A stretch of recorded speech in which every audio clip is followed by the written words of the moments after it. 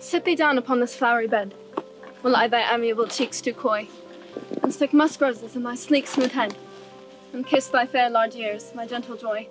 Where's Peas Blossom? Ready. Scratch my head, Peas Blossom. Where's Monsieur Cobweb? Ready. Monsieur Cobweb, good monsieur, give you your weapons in your hand and kill me a red-hipped humble bee on the top of a thistle. And good monsieur, bring me the honey bag. Do not fret yourself too much in the action of it, monsieur. And good monsieur, have a care the honey bag break not. I would be loath to have you overflown with the honey bag, senor. Where's Monsieur Mustard Seed? What's your will? Nothing, good monsieur, but to help Calvary Cobweb to scratch. I must to the barber's, monsieur, for methinks I'm marvelously hairy about the face. I'm such a tender ass. If my hair but do tickle me, I must scratch. What, wilt thou hear some music, my sweet love? I have a reasonable good ear for music. Let's have the tongs and the bones.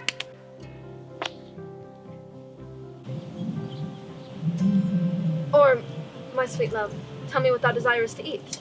Truly a peck of provender. I could munch your good dry oats.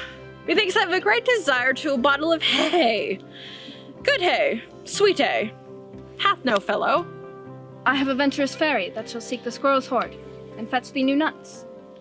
I had rather have a handful or two of dried peas. But I pray you, let none of your people stir me. I have an exposition of sleep come upon me. Sleep thou, and I will wind thee in my arms. Fairies, be gone, and be always away.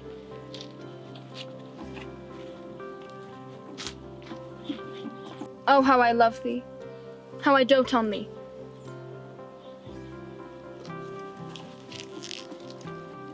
Welcome, good Robin. Seest thou this sweet sight? Her dotage now I do begin to pity. For meeting her of late behind these woods, seeking sweet favors from this hateful fool, I did upbraid her and crawl about with her. For she his hairy temples now had rounded with a coronet of fresh and fragrant flowers. Then in my pleasure I had taunted her, and she in mild terms had begged my patience. And then I did ask of her changeling boy, but straight she gave to me, and fairy sent to bear him to my bower in fairy land. But now that I have the boy, I will undo this hateful imperfection of her eyes. And gentle Puck, take off this transformed scalp from off the head of this Athenian swain. When he awakening, as the others do, may all to Athens back again repair, and think not of this night's accidents. But as the fierce vexation of a dream, I must first release the fairy queen. Be as thou wast wont to be, see as thou wast wont to see. Diana's bottle, Cupid's power, has such force and blessed power. Sonia, my sweet queen, wake you.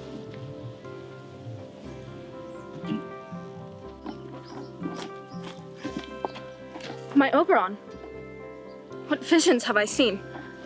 Methought I was enamored of an ass. There lies your love. How came these things to pass? Oh, how mine eyes do loathe his visage now. Silence away. Robin, take off this head. Titania, music call. Music ho. Music, such as charmeth sleep. Fill a bell with melody, singing our sweet lullaby. La la la la lullaby, la la la la lullaby. Now, when thou wakest, with thine own fool's eyes peep. Sound music. Now, my queen, take hands with me. We will rock the ground whereon these sleepers be. Thou and I are new in amity, and will tomorrow midnight solemnly dance in Duke Theseus' house triumphantly, and bless it to all fair prosperity.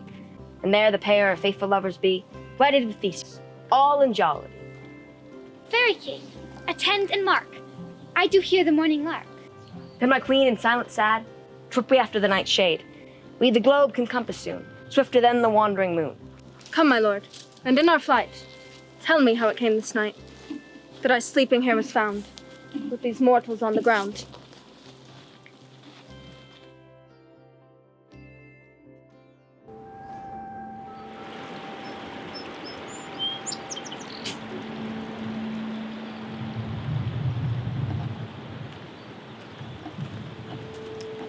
My love shall hear the music of my hounds. Uncouple in the western valley, let them be.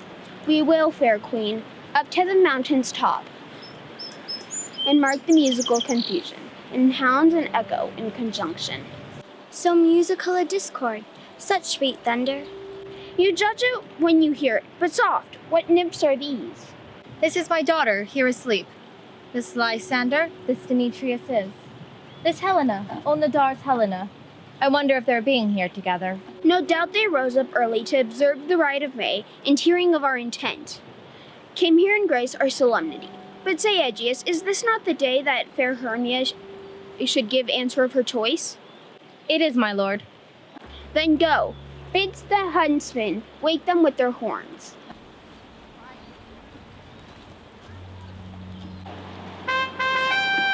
Good morrow, friends. Pardon, my lord? I pray you all stand up. I know you two are rival enemies, and how came this gentle concord in the world? But hatred is far from jealousy. To sleep by hate and fear no enmity.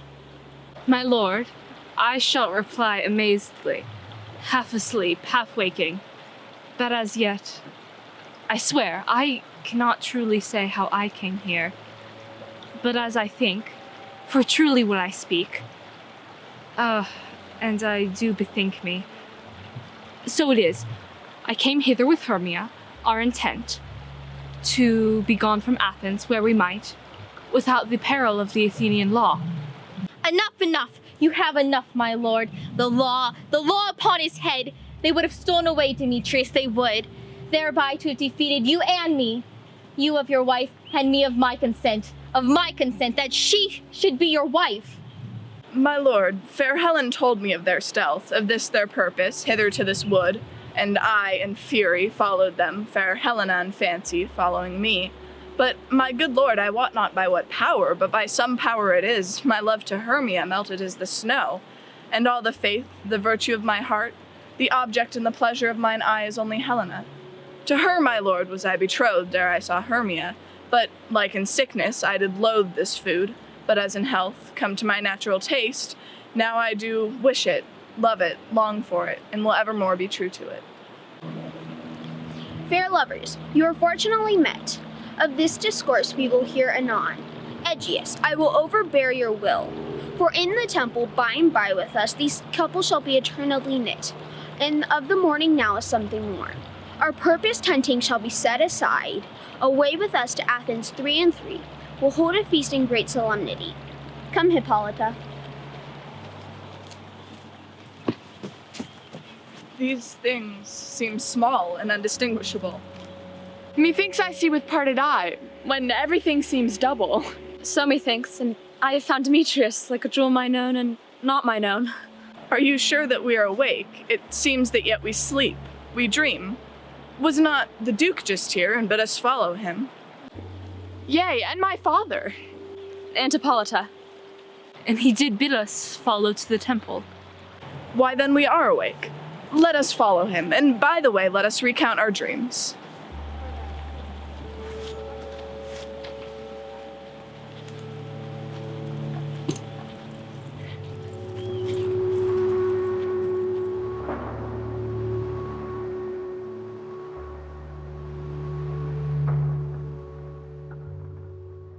When my cue comes, call me. And I will answer. My next is, most fair Pyramus. Hi-ho! Peter Quince, Flute, the Bellows Mender, Snout the Tinker, Starvelings, God's my life, stolen hence and left me asleep. I have had a most rare vision. Methought I was... there is no man can tell what. Methought I was, methought I had. But man is a patched fool if he will offer to say what methought I had.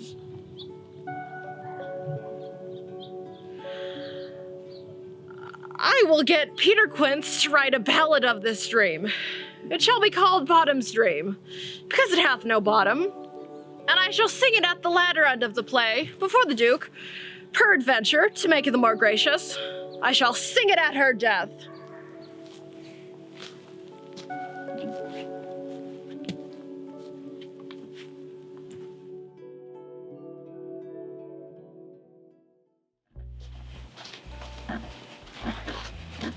Have you sent to Bottom's house? Is he home yet? He cannot be heard of. Out of doubt he is transported. If he come not, then the play is marred. It goes not forward. Doth it? It is not possible. You have not a man in all Athens able to discharge Pyramus but he. No, he is simply the best wit of any handicraft man in Athens. Yea, and the best person too, and he's very paramour for a sweet voice. You must say paragon. A paramour is, God bless us, a thing of naught. Masters, the Duke is coming from the temple. There are 2 or 3 lords and ladies who are married. If our sport had gone forward, we had all been made men.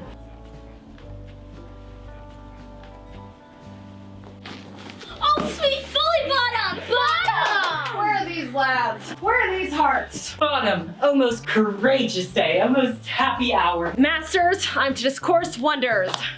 But ask me not what. For if I tell you, I am no true Athenian,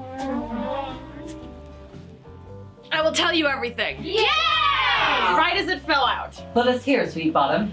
Not a word of me.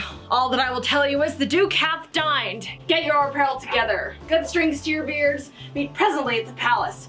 Every man look o'er his part, for the short and long as our play is preferred. Yeah! And most dear actors, eat no onions nor garlic, for we are to utter sweet breath.